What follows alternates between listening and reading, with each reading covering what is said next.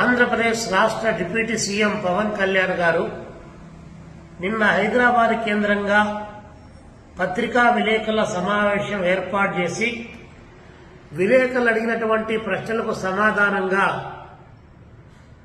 Professor Nageshwar గారు చేసినటువంటి విశ్లేషణను ఉద్దేశించి మాట్లాడుతూ అందుకే కమ్యూనిజం చచ్చిపోయింది అని చెప్పి తీవ్రమైనటువంటి వ్యాఖ్యలు చేశారు. ఈ చౌకబారు వ్యాఖ్యలను భారత కమ్యూనిస్టు పార్టీ ఆంధ్రప్రదేశ్ రాష్ట్ర సమితి తీవ్రంగా వ్యతిరేకిస్తా ఉంది.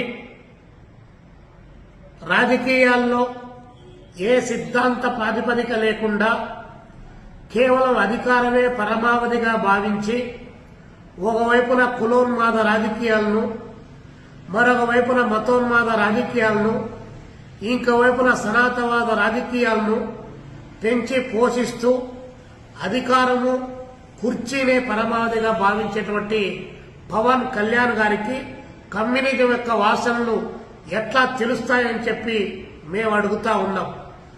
మీలాంటి ఊసర వెళ్లి రాజకీయాల్లో ఉండడం తెలుగు ప్రజల యొక్క దౌర్భాగ్యంగా భావించాల్సిన పరిస్థితి ఈరోజు రాష్ట్రంలో కొనసాగుతా ఉంది.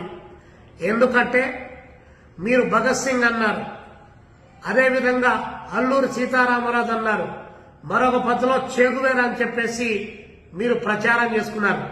మీరల్లో భగత్ సింగ్ గురించి కానీ, చేగువేరా గురించి కానీ, అల్లూరి సీతారామరాజు గారి గురించి కానీ మీకు తెలిసి ఉంటే, నిజంగా మీరు అధ్యయనం చేసి ఉంటే, వారి త్యాగాలు మీకు తెలిసి ఉంటే ఈరోజు ఈ విధమైనటువంటి వ్యాఖ్యలు మీరు చేసేవారు కాదని మేము అనుకుంటా ఉన్నాం. కాబట్టి ఏ సిద్ధాంతం లేకుండా అధికారం సంపాదించడమే ప్రధాన లక్ష్యంగా ఉన్నటువంటి మీకు కమ్యూనిజాన్ని, కమ్యూనిస్టు పార్టీలను విమర్శించేటువంటి నైతిక అర్హత లేదని చెప్పి తెలియజేస్తా ఉన్నాం.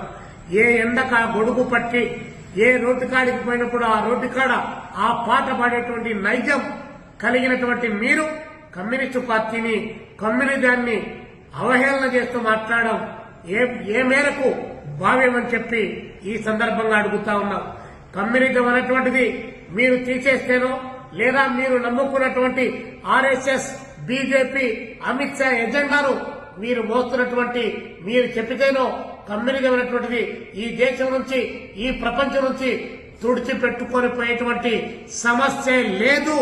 కమ్యూనిజం అనేటువంటిది ఫీనిక్స్ పక్షి లాంటిది. కాబట్టి గుర్తుపెట్టుకోమని చెప్పి పవన్ కళ్యాణ్ గారికి హెచ్చరిక చేస్తా ఉన్నాం.